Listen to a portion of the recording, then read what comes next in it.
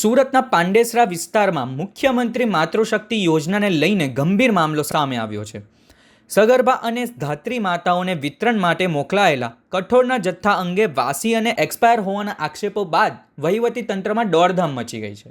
સુરતના પાંડેસરા વિસ્તારમાં મુખ્યમંત્રી માતૃશક્તિ યોજના હેઠળ વિતરણ માટે મોકલાયેલા કઠોળનો જથ્થાને લઈને વિવાદ ઊભો થયો છે. આક્ષેપ છે કે સગર્ભા અને ધાત્રી માતાઓને આંગણવાડી કેન્દ્રો મારફતે આપવામાં આવનાર કઠોળનો જથ્થો વાસી અને એક્સપાયર હતો. માહિતી મુજબ આંગણવાડી કાર્યકરો દ્વારા કરવામાં આવેલી તપાસ દરમિયાન સમગ્ર મામલો સામે આવ્યો હતો, જેના પગલે સંબંધિત તંત્રમાં દોડધામ મચી ગઈ છે. આ ઘટનાને લઈને સગર્ભા મહિલાઓ અને નવજાત બાળકોના આરોગ્ય સાથે ચેડા થયાના ગંભીર આક્ષેપો કરવામાં આવી રહ્યા છે. સમગ્ર મામલે તપાસ શરૂ કરવામાં આવી છે અને જવાબદાર અધિકારીઓ સામે યોગ્ય કાર્યવાહી કરવાની માંગ પણ ઉઠી રહી છે. નામ સંજય કુમાર રતનલાલ શાહ, દુકાન નંબર U48. અમારે ત્યાં મુખ્યમંત્રી માતૃશક્તિ યોજનાનો માલ આવે છે. આંગણવાડી મહિલાઓને આપવાનો અને સગર્ભા મહિલાઓને લોકો આપે છે. બે છેલ્લા વર્ષોથી આવે છે, પરંતુ આ વર્ષે આ મહિનામાં જૂન મહિનામાં 28 તારીખે માટે માલ આવ્યો હતો. અમે આંગણવાડી મહિલાઓને બોલાવ્યા હતા. આંગણવાડી મહિલાઓએ એવું કીધું કે આ માલ એક્સપાયર થયો. બીજી દુકાનોમાં અમે તપાસ કરી કે એક્સપાયર થયેલો માલ છે. બીજી આંગણવાડીવાળાએ એમને કીધું અને પછી મારે ત્યાં બી માલને ખોલીને જોયો તો એક્સપાયર થયેલો માલ છે. એટલે અમે રજૂઆત કરી છે.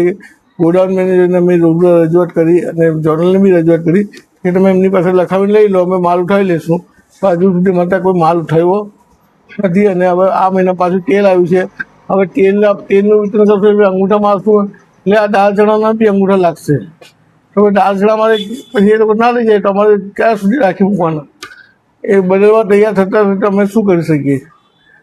તમારી અંદર કેટલી આંગણવાડી? મારા અંદર 24 આંગણવાડી દુકાનમાં 24 આંગણવાડીનો માલ આવે છે. 2311 કિલો ચણા છે, 1980 કિલો દાળ છે. કયા કયા અધિકારીને તમે કમ્પ્લેન જાણ? ગોડાઉન મેનેજરને અને અહીંયા ઝોનલ ઓફિસર શ્રી જીતુભાઈ કાવરને. અને એ લોકોએ તમને રિસ્પોન્સ શું આપ્યો છે? અમને કોઈ તમારું એમની પાસે લખાવીને તમે લઈ લો કે નહીં લેતા. જોડલનું કેવું હતું તમે એમની પાસે લખાવી લીધું.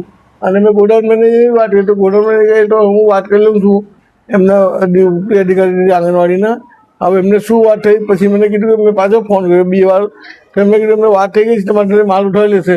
પરંતુ અમે આંગણવાડીમાં પાછો ફોન કર્યો બીજી વાર તો એ લોકોને એવું જ કહ્યું છે ને અમે આ માલ ના ઉઠાવીશું. હવે એની અમારે ત્યાં જગ્યાની બી કમી પડે છે. આપણે મૂકીએ ક્યાં માલને? પછી બહાર તો મુકાય ને દુકાનની પર કે પાણી વરસાદનો ટાઈમ છે કોનો કે અમારે બીજો બી મારે કંટ્રોલનો માલ આવે છે પાછું, એને ક્યાં મૂકવા મારે?